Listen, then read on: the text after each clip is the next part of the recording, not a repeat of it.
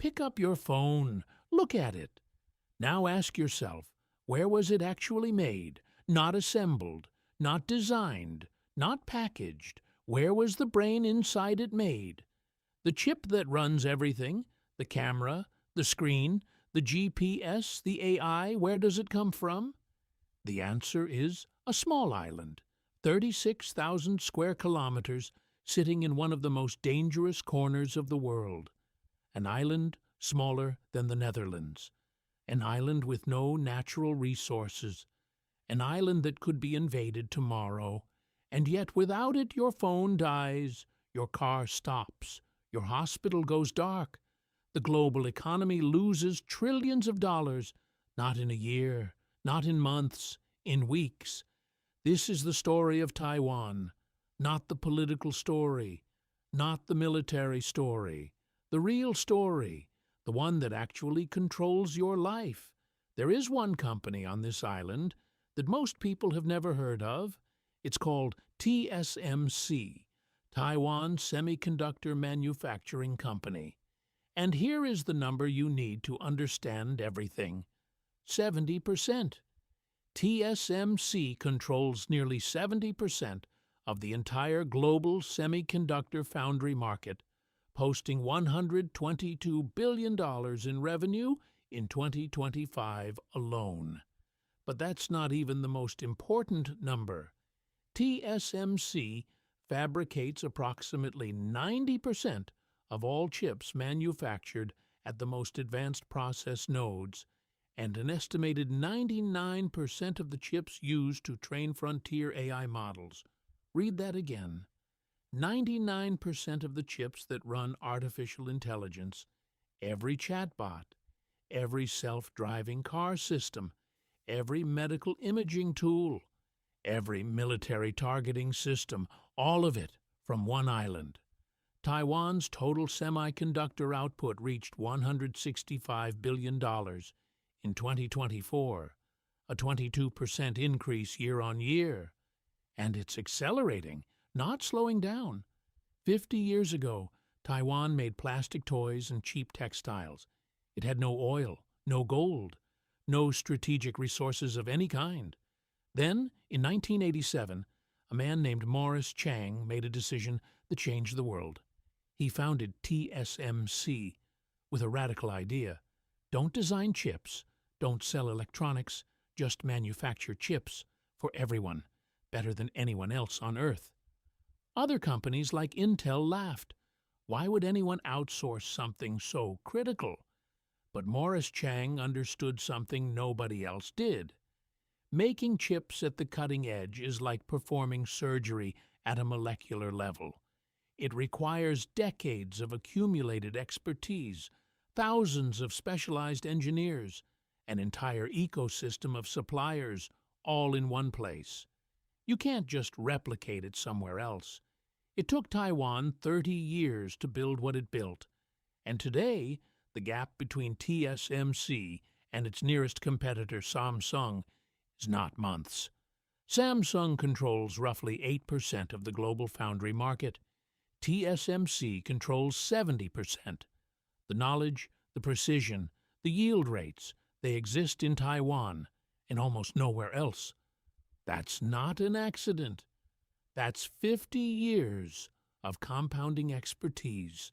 Taiwan sits 180 kilometers from mainland China.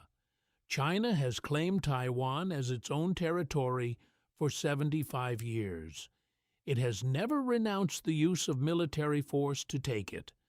But here's what makes Taiwan's situation unique in human history. The thing protecting Taiwan is not an army. It's not a nuclear weapon. It's not an alliance. It's a chip factory. Strategists call it the Silicon Shield. The logic is simple. If China invades Taiwan, Taiwan's chip factories stop. And if Taiwan's chip factories stop, China's economy collapses too. China's own tech industry is deeply dependent on TSMC's production, with nearly 60% of Taiwan's chip exports directed to China in recent years. Every Chinese smartphone, every Chinese electric vehicle, every Chinese AI system, All of it runs on Taiwanese chips. So China faces an impossible equation: take Taiwan militarily and destroy the very industry you need to compete with the United States. It's mutual assured destruction, not with missiles, with microchips. But here's the twist nobody talks about. The silicon shield only works if Taiwan is the only place that can make advanced chips. And that assumption is no longer guaranteed. The U.S. Chips and Science Act has catalyzed more than $450 billion in private investment across over 90 projects, with new fab construction in Arizona, New York, and Texas. Japan is building fabs. Germany is building fabs. Even India has announced plans. TSMC itself is opening factories outside Taiwan, in Arizona, in Japan, in Germany.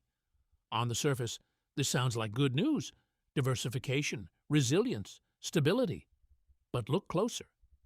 As production capabilities expand across the world, Taiwan risks losing its semiconductor dominance, and in turn, the geopolitical leverage that comes with it. In other words, the moment TSMC's technology can be replicated elsewhere, Taiwan loses the one thing that has kept it safe for decades. The silicon shield doesn't just protect Taiwan from China. It protects Taiwan from being abandoned by America. Because right now, the United States cannot afford to let Taiwan fall, not because of democracy or values, but because losing access to Taiwan's semiconductor industry would have a negative impact on the U.S. economy greater than either the global financial crisis of 2008 or the COVID lockdown of 2020.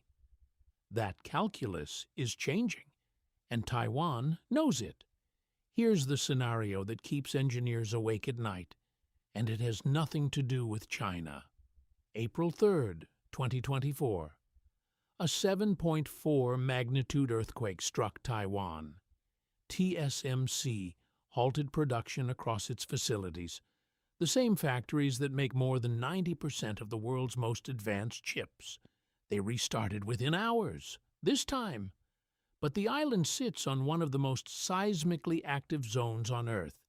It's in the direct path of Pacific typhoons. TSMC drew 7.3% of Taiwan's entire electricity supply in 2024, and that number could reach 12.5% when its 2-nanometer production matures. Any prolonged power shortage would reverberate through the entire global economy. And then there's water.